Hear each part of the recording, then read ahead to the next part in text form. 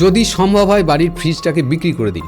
বাড়ির ফ্রিজটাকে বিক্রি করে দিলে আপনার কিন্তু অনেকগুলো রোগ এমনি সেরে যাবে। কারণ আপনার বাচ্চা ভোগার আর একটা বড় কারণ হচ্ছে, বিশেষ করে এটা গরমের দিকে দেখা যায়, যে বাচ্চা বারবার গিয়ে ফ্রিজের দরজাটা খুলে ওই এনভায়রনমেন্টটা নেওয়ার চেষ্টা করে, এবং তখন যেটা হয় ওই হিট অ্যান্ড কোল্ড করতে করতে তার কিন্তু বারবার ইনফেকশন হচ্ছে লাংসে।